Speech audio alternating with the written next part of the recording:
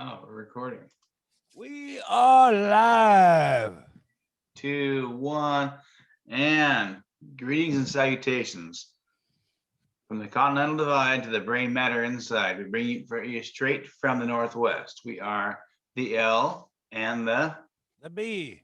and that puts us together as the Pound Hour. And we're here for the next little bit to explain to you the stupid things in life that we don't really know.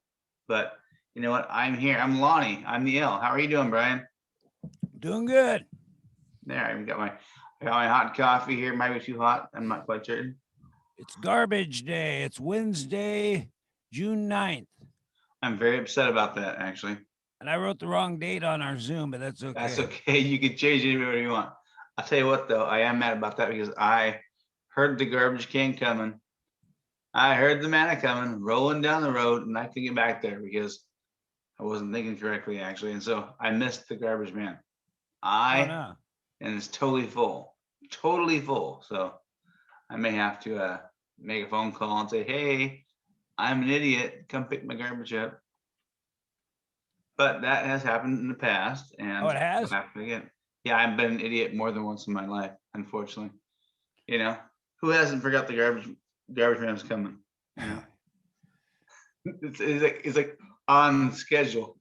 Maybe that's the problem. I don't know what the schedule's like. It's like I don't know what the schedule is apparently anymore. I can't focus on that. That's not true. I've been missing garbage cans my whole life. I mean, even as a kid, Lonnie, go get the garbage can out. I was like, yeah, I'll do it in the morning. Well, guess what? The morning comes every time. And without doubt, the morning comes and the garbage man comes. And even if it's on Thanksgiving, man, he comes.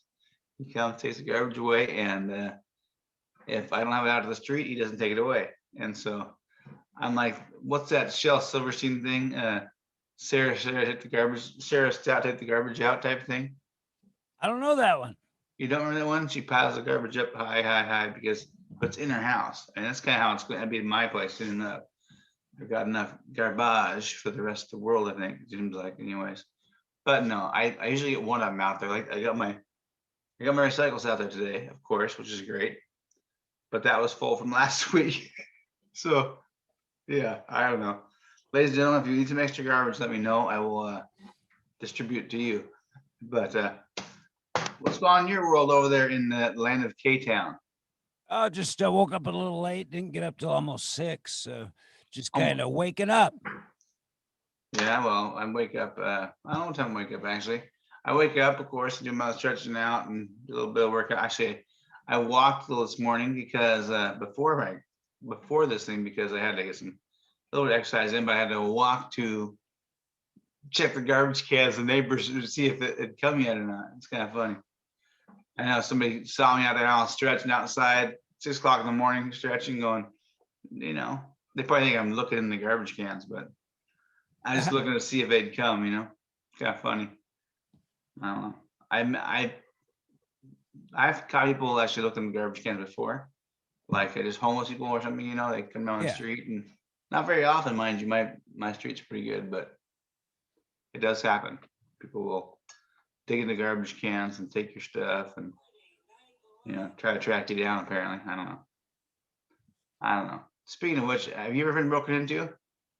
Not really. Well, yeah, a little bit. Not really broken into, but I've had stuff stolen when I lived over on the old west side. I got robbed a couple times. Isn't that funny? Because comparatively, and in neighborhoods, we're gonna say that your neighborhood right now is not as high affluent as your other home was. Yeah.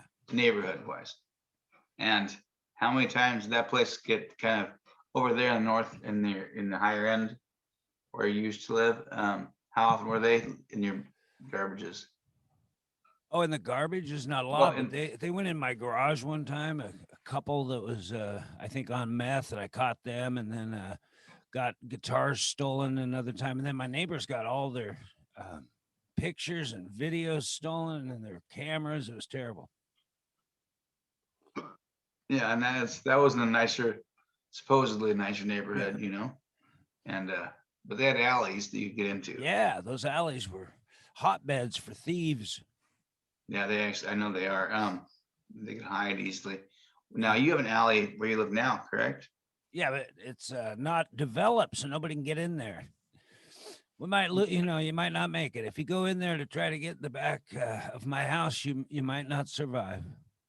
Is that There's intentional or blackberries and holes and junk, and it's the city won't develop it, which is good. that's where the cats live Yeah. and the possums and Yeah. that's the dark area. There's not any gravel there. It's all just No, it's blackberries and holes in the ground, and yeah, it's crazy. yeah. Well, see, apparently now That's we could actually have a safer neighborhood in that sense. yeah, isn't that weird? But Yeah. yeah, no, but my neighborhood here currently is pretty good. We had actually a break-in about a year ago. No, right before the pandemic. So I forgot how long this pandemic's been going on. So 5 years ago, actually, no, but about 2 years ago, actually, we had a couple young men come through here, and not having a racist here. I'm sure women break into things too, but a couple young men come through our neighborhood and go through all of our cars and stuff, and it's weird because at the one time in my life, I was like, well, one time maybe, but anyways, I was like, my phone, my little beeper didn't work, so I'm like, remote control. So I was like, should I go out to the car and lock it? And I was like, no, I'm too lazy. I thought that before I went to bed. I thought I'm too lazy. And then guess what happens? They broke into my car. They rummaged through it, and they got a couple Cuban cigars, which is crazy because I don't ever keep them in my car. I don't, and a bottle of cologne because dad's got to smell good. You got to have a cigar. You got to have all. I don't know why I have a traveling band of mischief things in my car, but I did. And the only time I had a couple Cuban cigars out of my car because I was going to go visit a buddy, and so they got my Cuban cigars and my cologne, and what else did they get? Jeez, that's a weird one. I know, but they got some stuff, and then we found it out, sprawled out. The worst part about it was they went into a neighbor's house 2-3 doors down. She was an elderly little lady, and they broke into her house. I mean, they could have just got in the cars and got out of here, but these young men, they got into her house and walked into her bedroom while she was sleeping and took her Wow. pills took all of her pills and money she had in her purse, which is crazy because I'm like, I mean, who's that brazen to do that?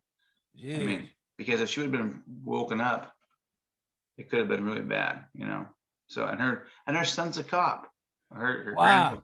Yeah, it was really odd. So the neighborhood is funny because matter of fact, just last week I have a couple guys working for me, and they sat in front of her house for like an hour, well, half an hour, while they were getting ready because there's a lot more traffic on my road because there's some I don't know, people from Lowe's delivering things. Anyways, the cops came and like pestering the guys that work for me because they're in front of her little house. It's pretty funny.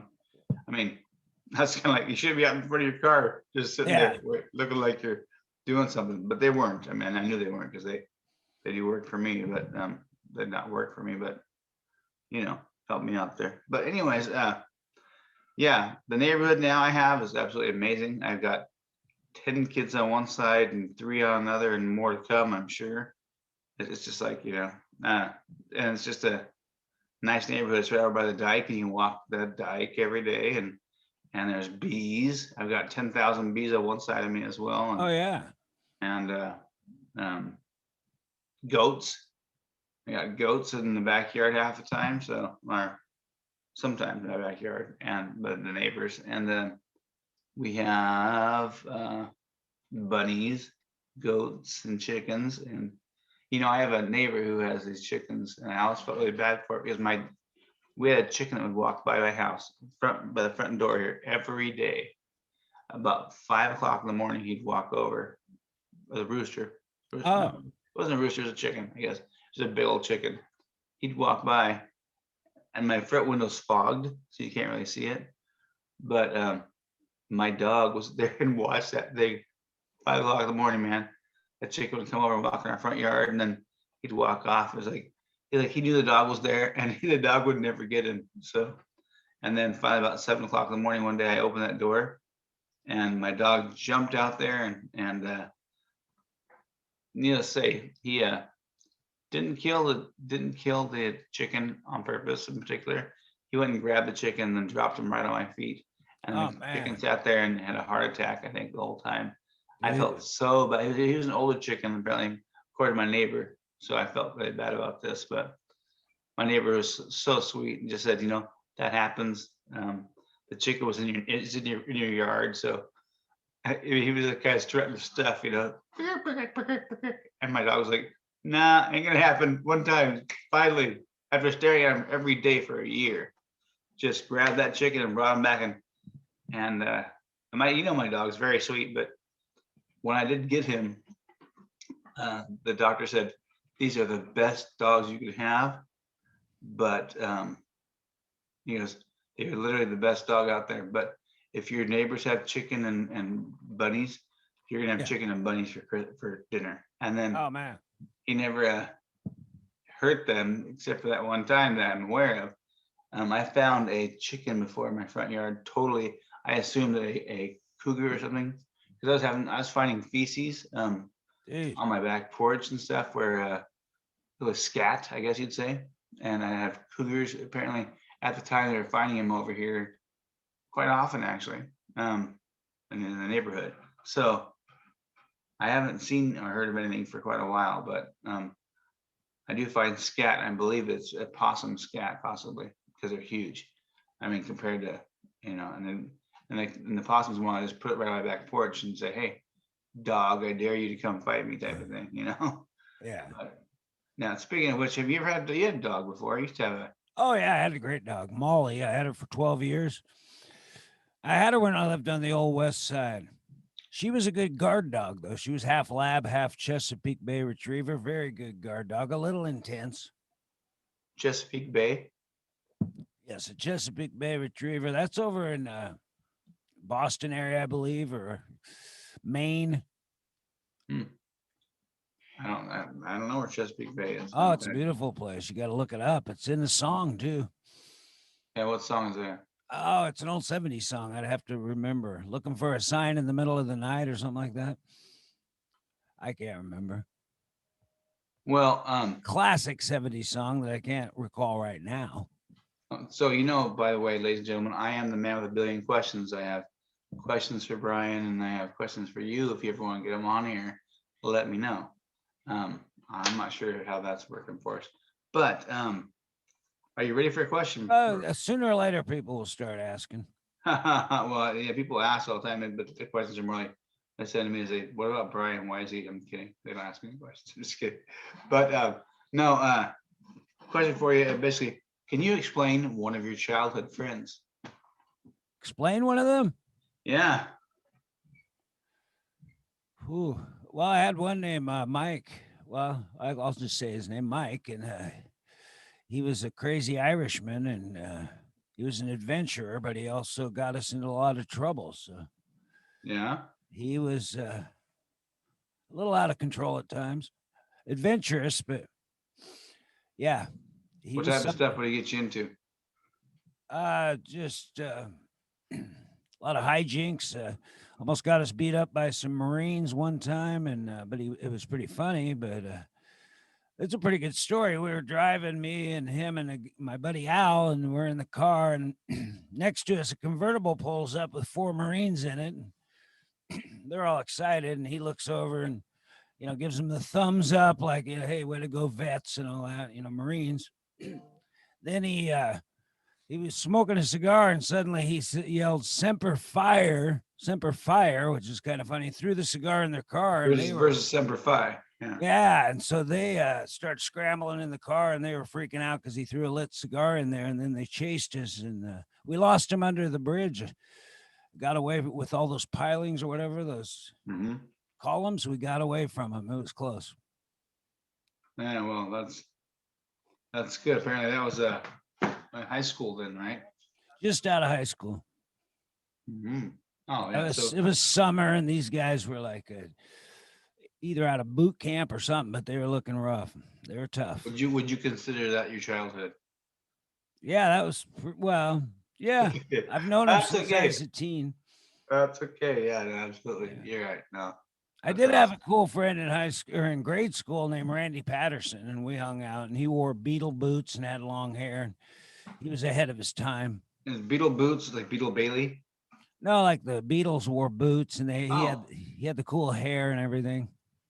oh, like it was just hip. He was a hipster. Yeah, he was a little ahead of everybody. I think the hipsters basically you are a couple years ahead of me, so that would be like kind of like the. What year did you graduate, sir? 77. But this was Oh, probably like 76. 1970, so he was into the Beatles heavily, and he knew a lot of stuff about culture. He was into Muhammad Ali and Joe Frazier and all that. Yeah, that's cool.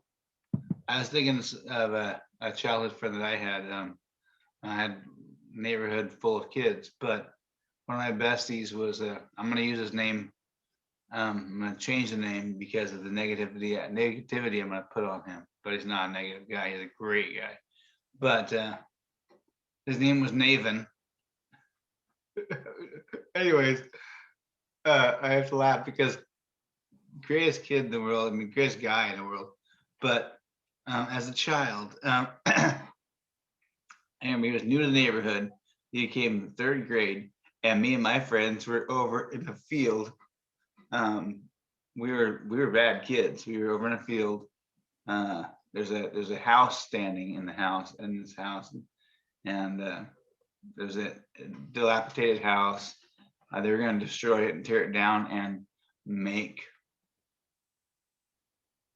where there's a bank there now, Fiber Federal over on Ocean Beach Highway, Oh, which is the coolest thing in the world. They rolled that bank in from Cathlamet down really? the, yep, 20 miles, 30 miles down the road. They rolled it 2 miles an hour, so super slowly, and they roll it and put it in place right over here. But before that, there was this tree in a house that was dilapidated, and he was new to the neighborhood, this Naven, and he came over there and he busted us because me and buddy of mine and I were in this, or at least one of my buddies and I were over in this area and looking at Playboys. We had snagged it, or somebody from their dad or whatever. We were looking at Playboys in the third grade, and he came over there, and then he's like, no, and he came and yelled, "Mom, they're over there looking at dirty magazines or something." Oh my gosh, we're like, we're never gonna like this kid ever in the world. And ended up loving him. But it took some time. He was going through some changes, his parents were and stuff, and he ended up being, one of my besties. But at the time, he'd be over at my house, and he had these habits that were just horrible. And I know if he ever sees this, he's gonna tell me this. I'm changing his name to Naven. So, anyways, but he had a horrible tendency to pick his nose Oh and man. then wipe it on the floor Oh god. or whatever it was, wherever he was. And so he was deemed by my sisters, pick your nose, Naven. And Oh man. and so I'd be like, I said, I have a friend over. Who you have over stay tonight? He goes, pick your nose, Naven. And that was it. He was pick your nose, Naven. So it was pretty funny. But I love the guy. He's great. But yeah, he'd dig into us. He used to watch TV. And it was like the biggest habit he'd have is. But what's funny is that later on, a few years later, he ended up having to have all his surgery, and he probably fixed it then because you don't know these things as a kid. But he had extra rows of teeth.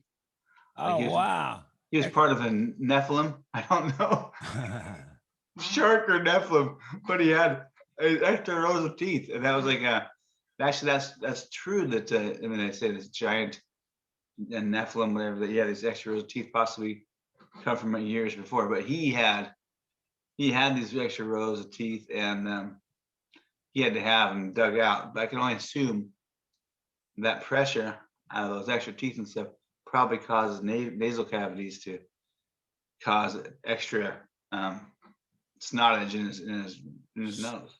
Snottages? Snottages, I like yeah. that.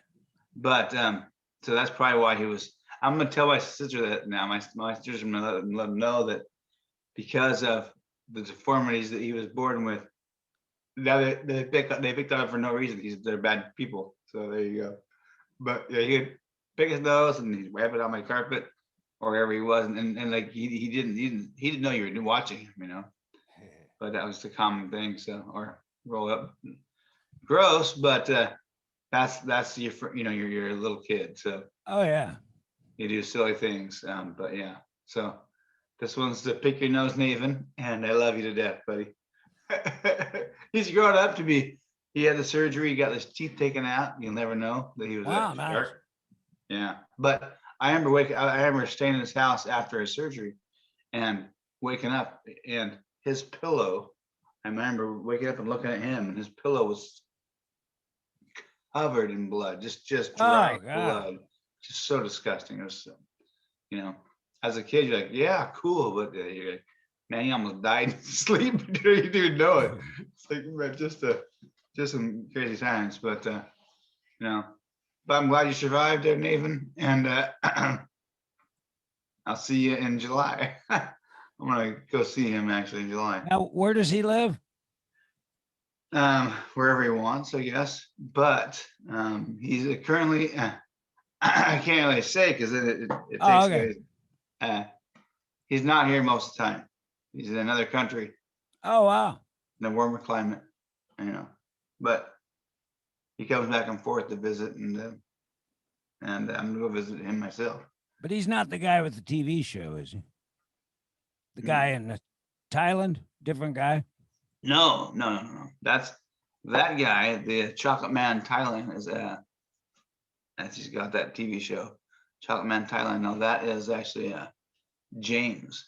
James, do you know me? As he goes by, but it's actually not James. Do you know me? It's actually, I think he can tell everybody is James Rogers. He was another dear friend as a young man, just trying to make the world work. We had a lot of neighborhood kids, but yeah. Anyways, but on to the next one here. We've got other questions for you. Yeah. Your first crush, besides your family. It was this girl that worked at Callan Pool. She was a teenager. I was about 10, and she was, I think her name was Kelly. And she looked like an actress at the time, Haley Mills, that was in The Parent Trap. She looked just like her. So I'd have to give her my quarter every time I went to Catlin Pool, and I got all shy and embarrassed. She was probably 14. I was 10. Yeah. Yeah, that's how it was. Y'all had to look at those extra older girls, It was very innocent. But yeah, she looked like Haley Mills, which was cool. I don't know who Haley Mills is. She was in The Parent Trap back in the old days. She was a big time teen star for a while in the 60s. I remember I've heard of the Parent Trap, the movie. Yeah, the original. Yeah. I think Lindsay Lohan did it later. Yeah. I never saw it, but I remember seeing the picture of Lindsay Lohan. So yeah, it was a blonde girl. It was a good I think the guy from Family Affair was in it. It was a classic old Disney movie, I believe. Yeah. The twins trying to get the parents back together. Yeah, it was either the guy from the Brady Bunch. No, not Brady Bunch, but the Family Affair, like you said, or it was the guy from Partridge Family. Not Donnie, maybe. Donnie, don't know about Donnie from the Partridge Family. He did he was in prison most of the run of the show. Oh, was he? I mean, Danny Partridge? No, the father. There was no father. Okay, the manager. Oh, Reuben Kincaid. No, it was Brian. It was Brian Keith, and I think the great Maureen O'Hara of all things. Really? Yeah, you remember her? She was with John Wayne in a lot of movies. Nope. You're a little. Oh yeah, she's a big gal, a powerful woman. No, I don't. Yeah, she was a superstar. She lived to be almost 100. It was like 1961, believe it or not. Really? Oh yeah, it was hilarious. Well, so my other question for you then is, well, as far as being hilarious with that girl in particular, I don't recall how other movies she's been in. You said. Haley Mills, yeah, her sister was Juliet Mills, and she was in Nanny and the Professor, which was a big show. Here's the Parent Trap girl, Haley Mills. She actually isn't Oh yeah, not yeah. very attractive there, but that's She okay. looks like Willy Wonka's chocolate factory guy. Yeah, Charlie here Bucket. she is talking to herself You sure again. it's not Charlie Bucket? This is no, this is Haley Mills in the Parent Trap.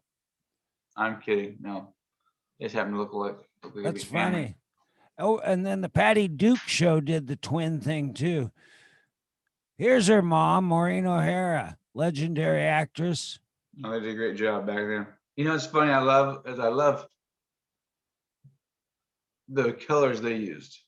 Oh, Back yeah. then. Yeah, there was so much color. It was all intentional, everything they did. Yep, all intentional, all bright colors and stuff. And there's the dad, Brian Keith. Oops. Oh, we lost him. But yeah, he was the dad in Family Affair. There he is. Sadly, Brian Keith took his own life, but sadly, his name was Brian. You mean? I'm kidding.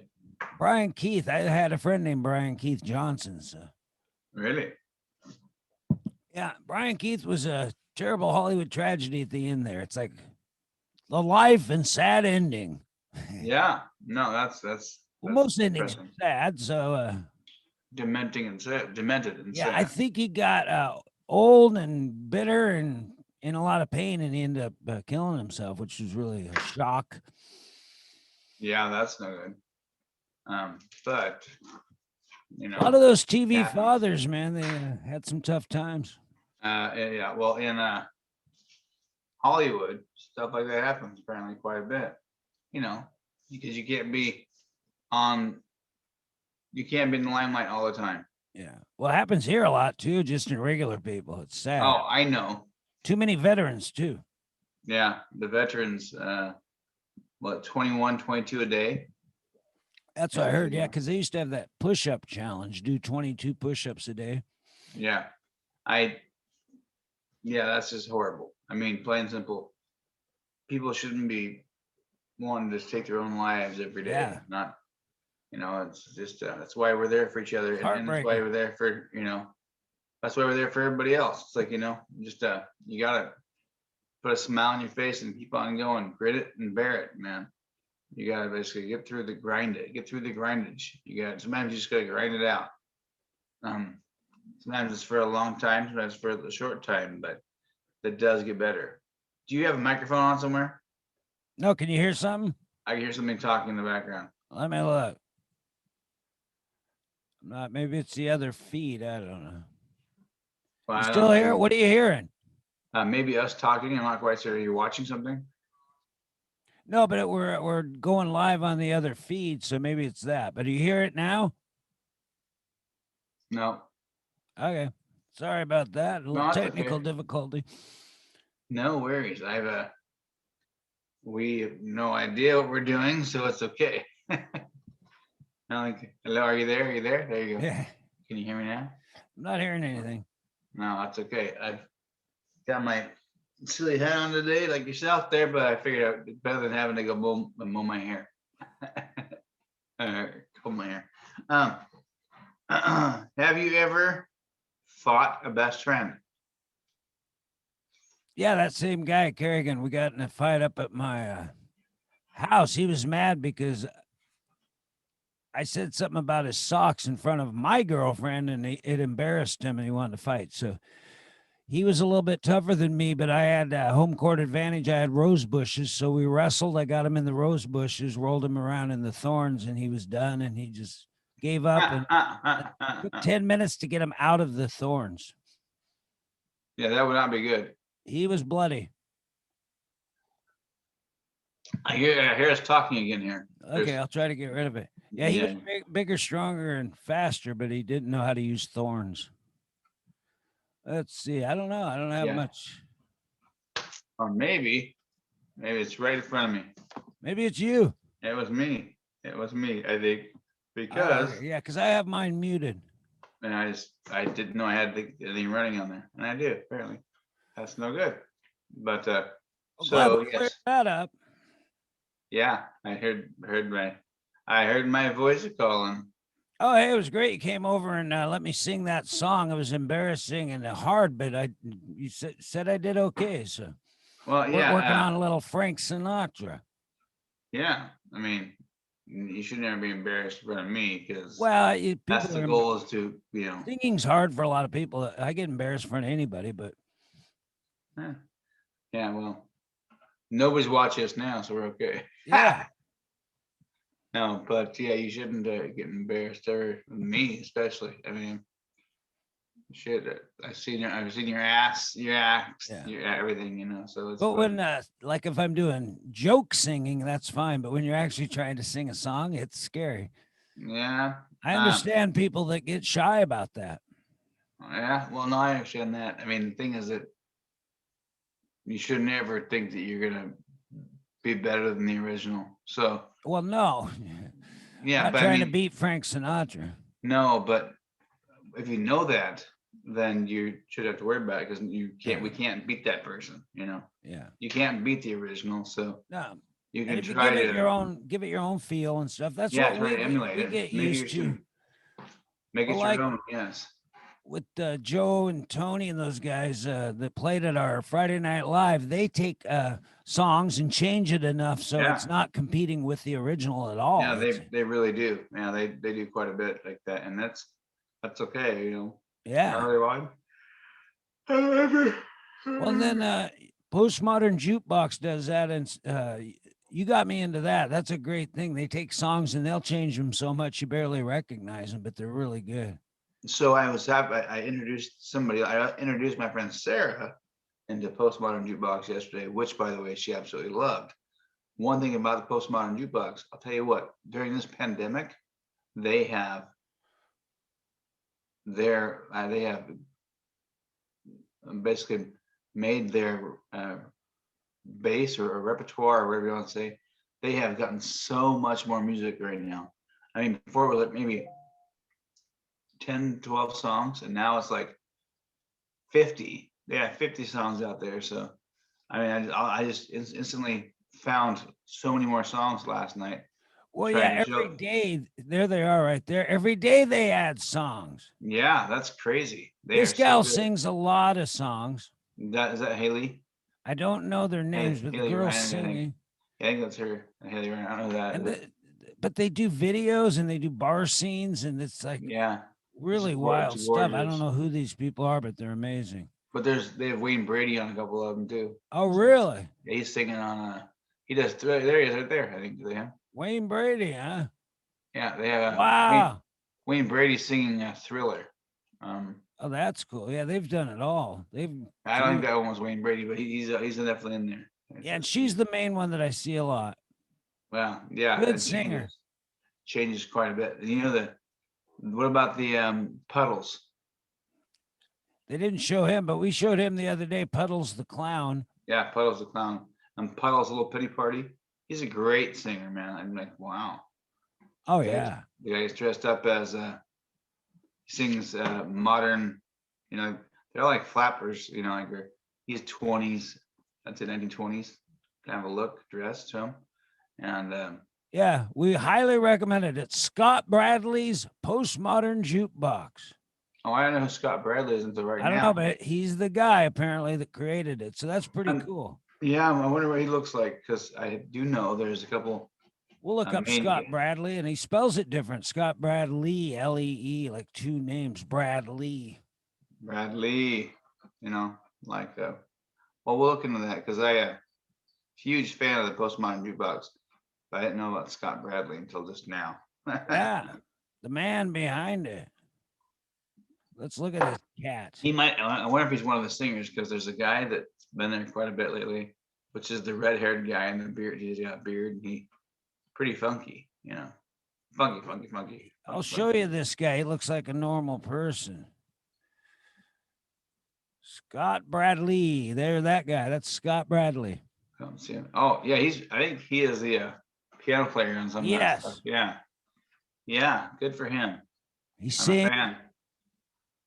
Yeah, he plays the piano on a couple of songs. Yeah, Yeah. good for him. He Scott Bradley talks too. here. He's able to talk. The guy can do it all, and he works at a restaurant. He works at a restaurant. He should be working anywhere besides working on music right now. That guy's a stud. I didn't know that. Yeah, the man behind Postmodern Jukebox. That's pretty cool. So he's done well for himself, Scott. Yeah, I mean, A little early trouble in high school, but he got it together. Yeah, and he He came got great. in with the wrong crowd. Are you studying him? And if so, is he great? I'm doing is a he master. Great, Scott? I'm doing a master's program in pop culture, and he's my thesis, Scott Bradley. The big question is, why is it Bradley, 2 words like that instead of EY, Bradley? So yeah, he got into a little trouble, and he's somehow tied into some of the new UFO sightings and stuff. So he's connected. Scott Bradley. Well, that's cool. Well, Yeah, so you got me into that, and then I'm trying to get you into the band called Walk Off the Earth, and you watch some of that. Yeah, they're good. Yeah, they're very similar to Postmodern Jukebox, but they do a different thing. But they take songs and change them, but they do them in a wild, wacky way. Yeah, they're more of a wacky group. They Walk Off the Earth is. Yeah, well, yeah, they'll do a couple out there. Sometimes they don't even have instruments. Well, there's another group called Me First and the Gimme Gimmies. They're like one of the first ones that I started listening to as far as doing renditions and stuff, but yeah, and they did the Beatles 62 to 70 at this bar. They did 20 songs in like 3 minutes. Yeah, that was cool. That was very good. And they do a dancing, and they're just a wild group. And they'll switch instruments during the show. They're definitely worth looking into. Yeah, I would say Walk Off the Earth. Walk Off the Earth. I know. Yeah.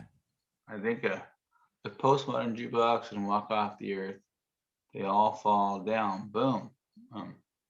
But it's probably London Bridges. So yeah, they're really cool. Do a lot of Beatles songs and. Yeah. This guy right here with the beard, he's something else. They're all really good, but yeah, those are cool. I just discovered those. Tony Jones got me into that. Really? After he did his show, he said, "You got to listen to this." I wonder. Yeah, I heard that. That's right. That's why I was there. I wonder if. I was thinking, as far as the Me First and the Gimme Gimmies, if they're around here at all. Me First and the Gimme Gimmies. That sounds pretty cool.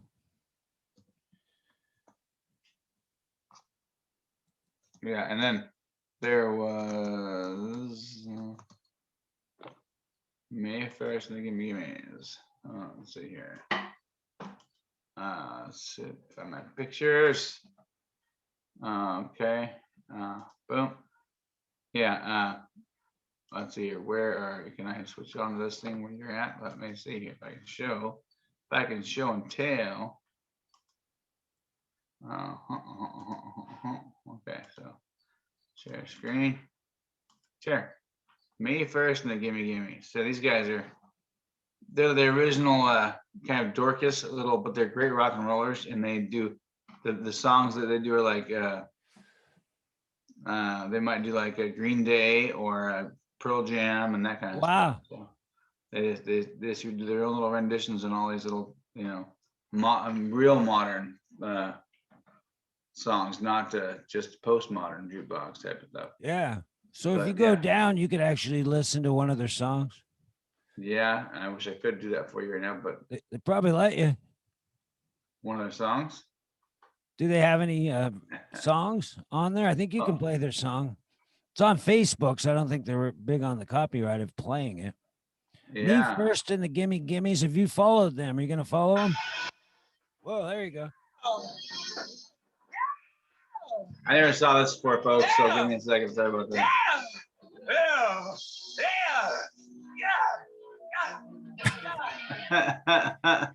Over here. Yeah. That's how it feels. This guy's just having fun. I like these guys. Yeah. That's like the energy we're looking for. Yeah. Gimme TV, huh? Yeah, That's they're funny. on June 19th at 6 p.m. That's hilarious. I didn't know they had a We TV got to show see going on. that. Yeah, It's that is probably a live show too. probably so. Yeah. Hey, Flogging Molly. Wow. Yeah. Hasselhoff. There's good. That's I good. didn't realize it was their Facebook page. You're right. That's Fat Michael. They're pretty funny. They've got a lot of yeah, some interesting things. Most definitely these me first and the gimmies. Yeah, I was purchased their CD a few years back, and I'm not sure how long they've been around, but they're definitely 80s, 90s. I wonder if this is a. You got Noah Bex and Frank Turner. Bad Cop. The Bomb Pops. There's magic in the music. The Real Mackenzie. Original hits from The Real Mackenzie. Experience the musical force of Bears, Days and Days, The Suicide Machine, Western Addiction, and Get Dead. Explosive hits. Yeah, so it's definitely something different. They definitely something different. They got like the punk bands and stuff. Yeah, they do some wild stuff. It's just neat to see all the creativity out in the world. Yeah, most definitely. I think that when you can do creative punk bands like I don't know. I mean, when I was a kid, they had bands that were like the Meat Men or let's see here. There's Dead Kennedys. Yeah. It's some pretty dang cool names of these bands out there that did, and they were really good actually. That Young guys. ended a lot of parents, Dead Kennedys. Whoa, they were not happy. Yeah, Dead Kennedys. And then there was a My Chemical Romance. That's a band. I'm like, what? Yeah, that sounds like a movie or even an after-school special. But they are pretty darn popular. I mean, they're good. Yeah. They sing that song. They sing a song called "The Black Parade," which yes, is they're a very theatrical band, but that's real like heartwarming or not heartwarming, but heartfelt. I need to very take a heartfelt quick song. break to tell them about the Chemical Romance you had. Well, My Chemical Romance actually is a band from the 90s and the 2000s there that not 90s, the 2000s, and they wrote a song called Black Parade, and Black Parade actually is about a father talking to his child saying, hey, someday I'll be dead and you've got to survive. Can you handle that? Can you handle that? Are you obliged, your obligation to survive and keep going in the world without me? Because I'm going to die. And I do believe there's a cancer thing. Like my father passed away from cancer, so it was really hit me pretty hard actually. But it's a great song, and it's very strong because he screams it out. The guy screams it out, Yeah.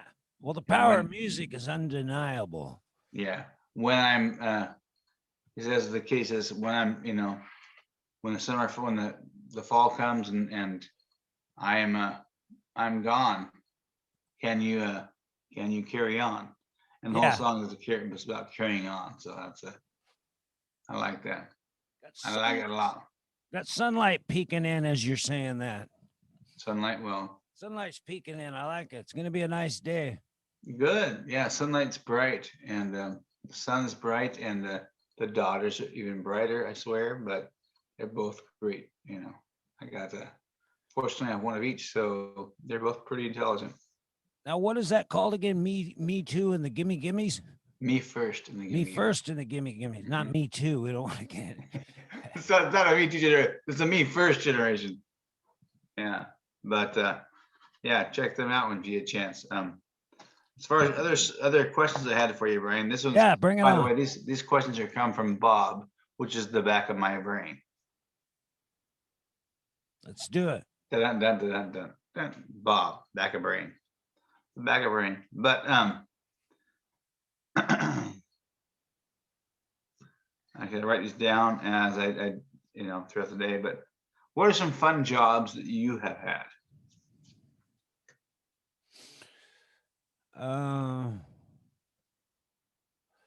I've had a lot of fun jobs, actually. I had one at Highline College where people came in and did career tests, and we talked about their potential careers. That was really fun. And then I was a Care Bear at a birthday party. That was fun, but dangerous. The kids did a lot of punching at crotch level. That was hard. Yeah. So question for you. Out of all those tests that you gave to kids that These were college people. well, college kids, do you think any of them actually went towards that career? Yeah, a lot of them, quite a few did actually. I At remember least looked into it. I haven't followed up on them since then, but one guy wanted to go into hotel management and he got into it.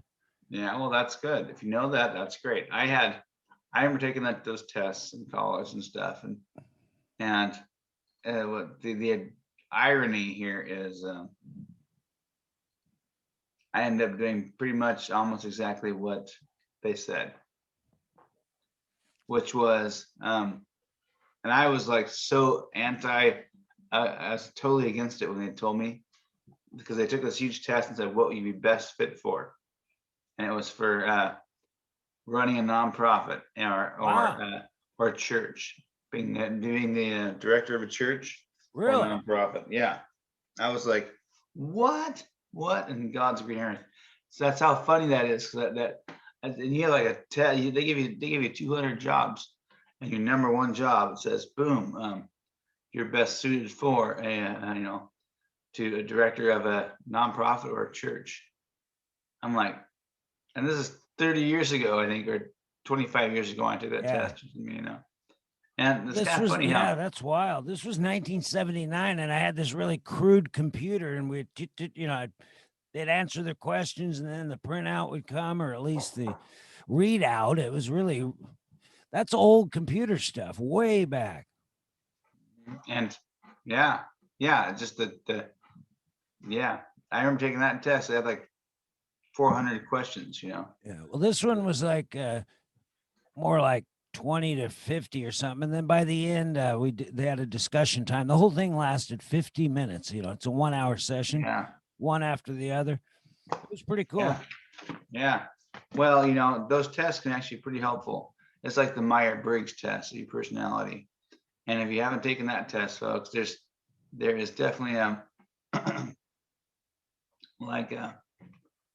there's a 16 personality test, and I really recommend it. Matter of fact, I'm going to show this on here because, I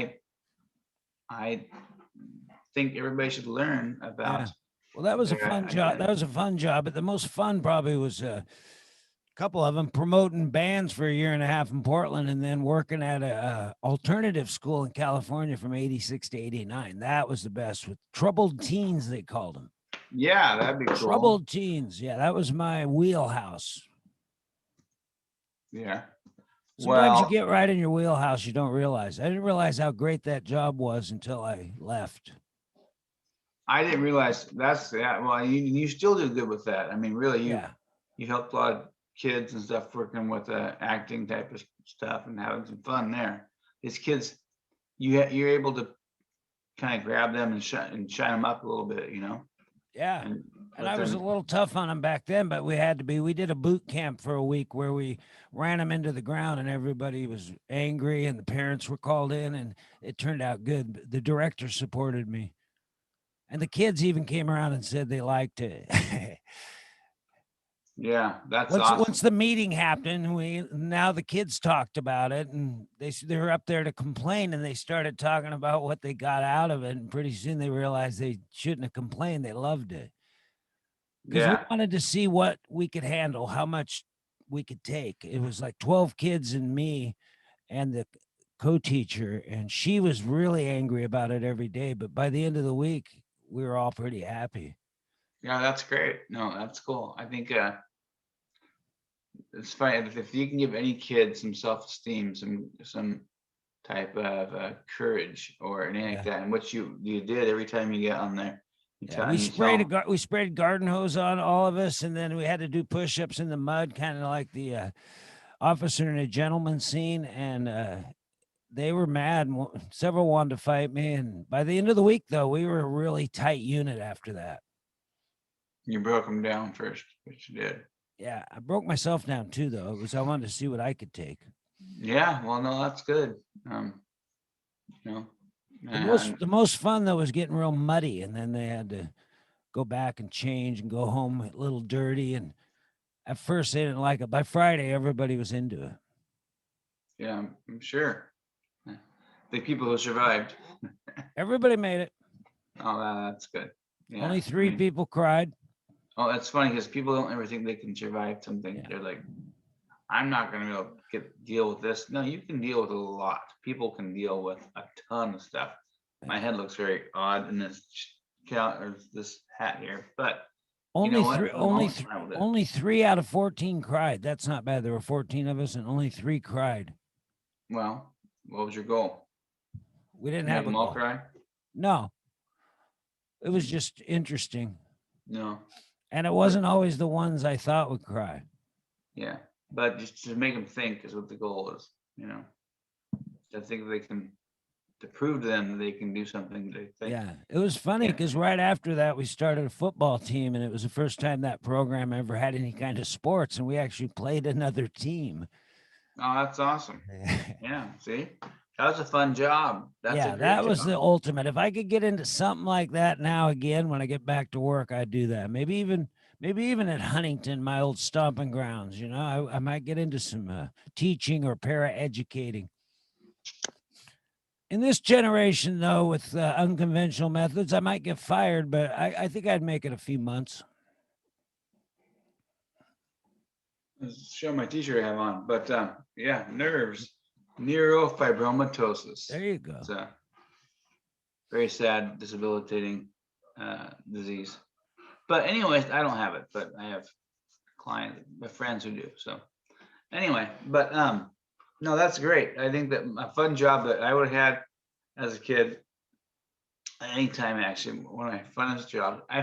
It's funny. I make fun out of every job I have. I mean, I literally Yeah. have fun doing it. There's one or two.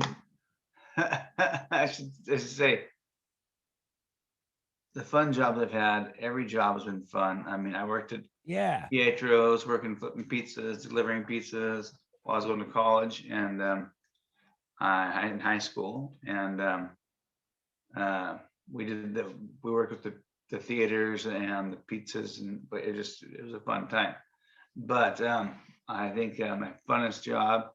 I mean, I became marketing director for Stuart Title. Before that, I was basically a marketer. I mean, a manufacturer rep, and I travel and build territories, or whatever, a little bit, and dealing with sales and stuff. But I mean, all those are fun. They're all good, and I love that stuff. But one of the funner jobs I can think of was I used to put together. One of my first jobs was I put together. Why I find this fun now, I don't know, but I used to put together tractors and bikes, and then if you bought something at Montgomery Wards, they put things together for you. I was kind of like, I actually sell you the product. I put these things together in the backyard, so it was kind of fun. That wasn't that. But my other, I would say, basically being I guess probably a manufacturer guy, or my dad and I had my father and I had a company called Convenient Lube up in Seattle, where we had these truck and trailers, and we'd go on site, and the trailers would open up, and we would do oil changes, and it wasn't because of it was had to do with the clientele. I didn't like working with cars. I mean, it's no big deal, but it was one of those that wasn't fun to me at all. Zero fun. But being my dad, becoming my dad's best friend was pretty fun, Yeah, that's a great opportunity. I actually really had a good time on all my jobs, but I really liked, believe it or not, working at Plaid Pantry in Portland over by the Lloyd Center, 15th and Broadway. It was a wild place, and I was young, so it was like very adventurous. I felt like I had, I'm in the big city now. Yeah. That's cool. That's when you got robbed, right? Yeah, I got robbed. It was a bit of a crime-infested area. There was a lot going on in the parking lot. I had to chase people out. I had to catch shoplifters and all kinds of stuff. Yeah. Well, yeah. It was a very violent place, but I was like 23, so. Well, when I was 23, I was running or actually I owned a Balloony Tunes, which was aha, that was actually probably my funnest job. That sounds fun. Well, it was I'd bring a balloon and flower delivery in costume. So if you wanted Batman at your kid's party, if you wanted Pocahontas at your kid's party, either I or somebody I know would go there, and I'd go, but I'd have a girl dressed as Pocahontas or a princess, or Barney or Baby Bop, or Where'd I you had all get the the costumes? Where'd you pick Yeah. up? Where'd you get them? Where'd you We get owned the them. Yeah, no, we owned Wow, them. what happened to all those costumes? They went with the building, unfortunately, which was sold out from under me. So Wow. yeah, and I wasn't happy with that. But yeah, you learn your lesson in business, and that's one of the first businesses that I lost. I learned not to ever do something, but we also had we went from that, and then we had having dancers, like if you wanted a belly dancer at your kids' party, or not your kids' party, but a belly dancer for your adult party, or whatever, and we had that kind of fun stuff. It was quite amazing, actually. That was probably the funnest stuff that I've Well, yeah, that sounds fun. and it was cool. And yeah, we have yeah, it got a little raunchy sometimes, but I'm like, whatever. It was just free beer and free views, and it was fun. It was interesting, to say the least. One of the But funniest jobs was a one night thing. I had to give us like a 10-minute job. I had to go in and get in this box. It was like a giant gift, and then it was a bachelorette party, and the bride to be was come out. It was supposed to be a present. They popped it open. I came out all dancing in a G-string. It was pretty wild. yeah, well, yeah, that's crazy. That was fun. Then I got the hell out of there, but it was I think $50 for like 10 minutes work.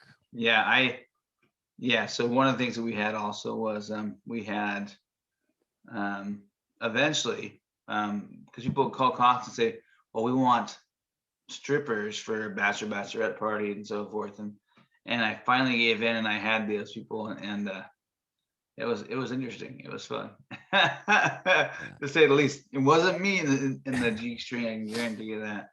But I did have to play bouncer and DJ and whatever I have to do to bring my clientele or the workers to the parties and stuff. It was fun. Funny you mentioned the strippers. When we had that school, we had the 12 kids, and we had become really tight, and they got a stripper for the co-teacher. It's a woman. She was a co-teacher, a little younger than me. She was very shy, and she was a little embarrassed, but it was pretty cool. They brought a stripper in. He acted like he was a cop, that we were all in trouble. See, I had the same one. I'm not the same one. I had She bought into it for a little bit. Then she was shocked. She was a little upset, and then again, parents were called in. But the kids decided. The kids was a school. Geesh.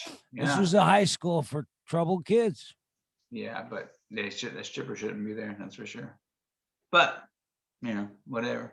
We You're did like, it. Brian's like, yeah, we let it happen. I think they should have been there because the kids finally did something wild, and then they all graduated, pissing off the parents. Pissing off the parents. Yeah, it was the 80s. It was a different time, but it was. I mean, 80s had my tutor and private school and all kinds of. Well, the kids liked it because the parents got angry and they had to have a meeting again, but all the parents were paying attention to us and they were involved in the kids' lives. And so the kids were happy that they were called in, and it was a big thing. Well, who let them bring a stripper to the school? There was this young, kind of crazy teacher, and they came to him. They came to me and said, "We want to do it." I said, "Okay, I might get fired, but that's cool."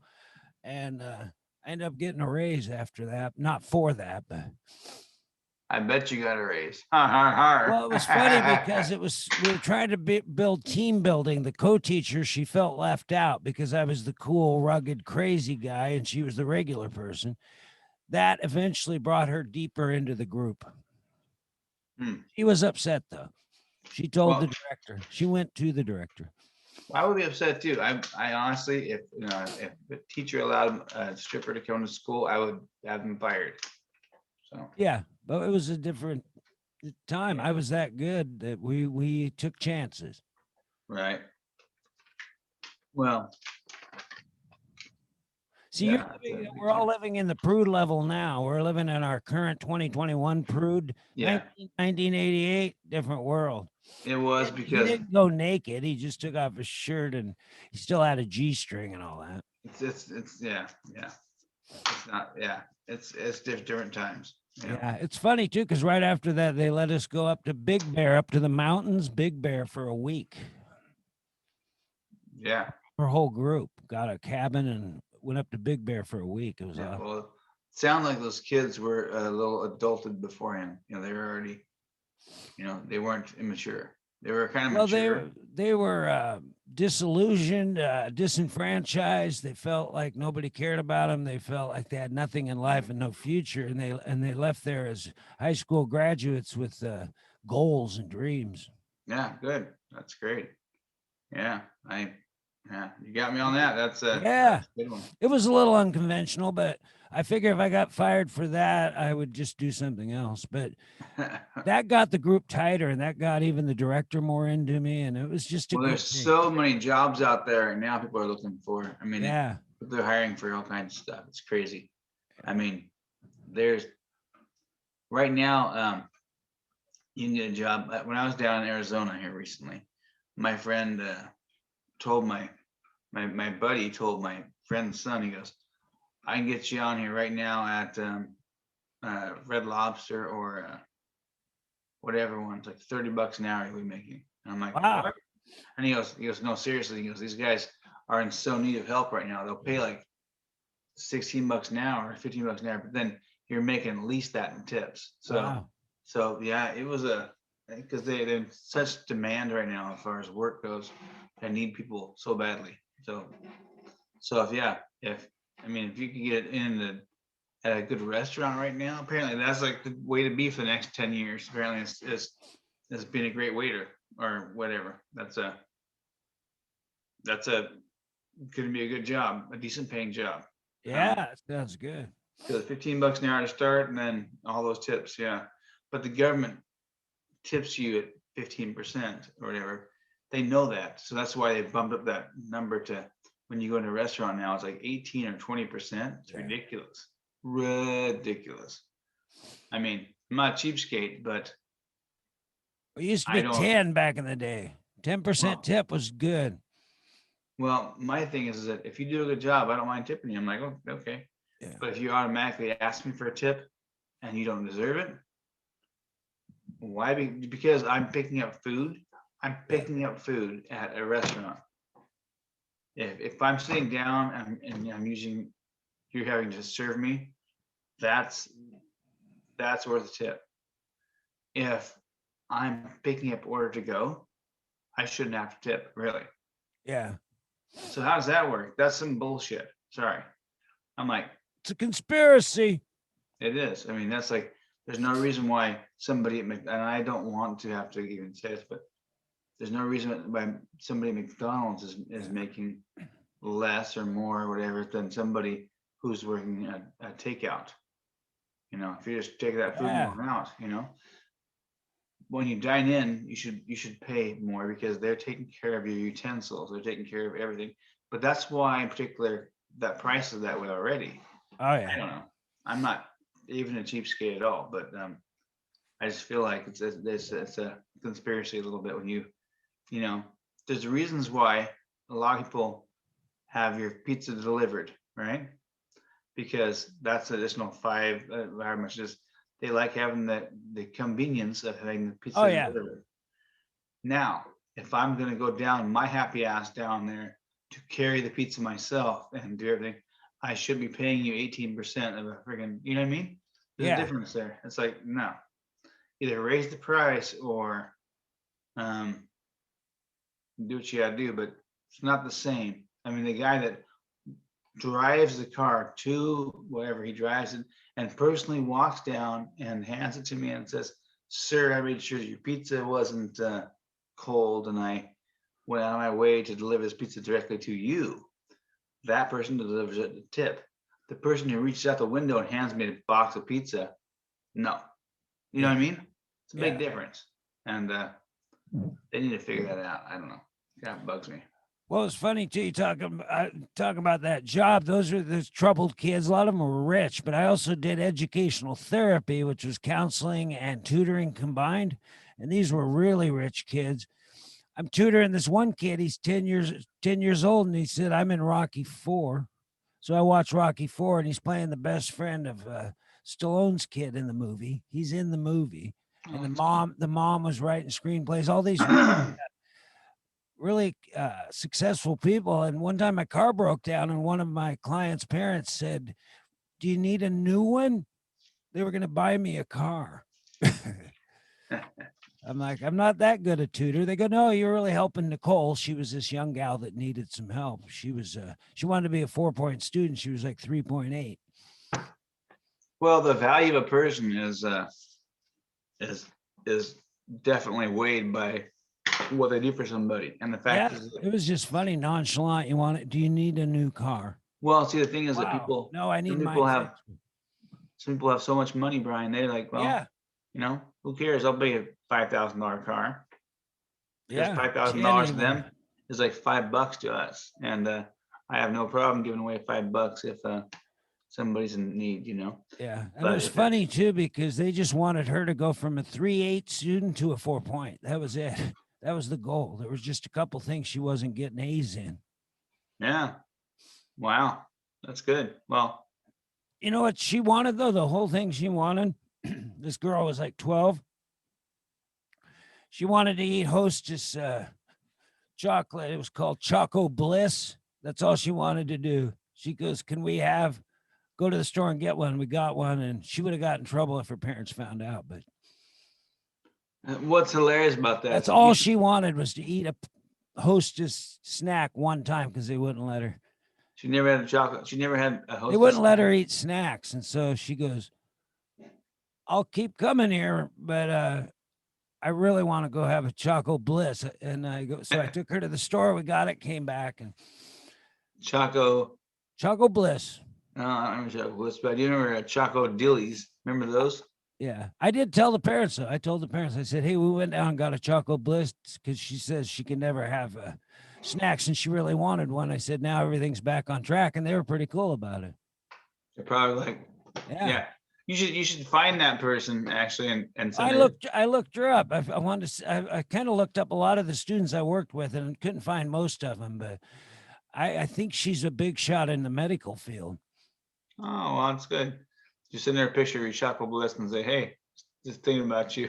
Yeah, she said, "Just one time I want to have that." Oh, well, so earlier before I kind of segued there, or whatever, but I was talking about what you want to be when you grow up and who kind of personality you are. I suggest anybody taking this test right here, which is a 16 personality test. Yes, you just go into Google and type in 16 personalities, it'll come up there. And this test is so cool because it'll tell you, like this person here says, it's so incredible to finally be understood. And that's how it is most of the time on stuff. It's very cool because you're not the only one in the world who thinks like you do. And I always thought that was like super unique, and I am unique. We all are unique, but it's very nice to take these tests and find out, hey, there's more of you like that you're not alone. Yeah. And that was kind of a big thing for me. And maybe next time, if we have time, sometime we can actually take a test with everybody. Yeah, that'd be fun to have a bunch of people take it. We're ready to rock and roll. Pound out, as they say. Let's pound out. So pound out, folks, is row. Take that share off of there. Oh, I'm trying to take it off. But, there it is, right there. There we go. There. Yeah, I had too much stuff on the screen there. That's hilarious. Anyways, so row, sham, bow. Let's do it. And rock, paper, scissors, folks. Brian got me yesterday, I think. I think so. And I had him on Monday. So it's 1-1. It's love. Ready? Do it. 1, Boom, 2. Boom. I knew it. You got me. Paper. That's 2-1. You got me, bro. You all have a wonderful day, and we'll see you later, alligators. See you tomorrow.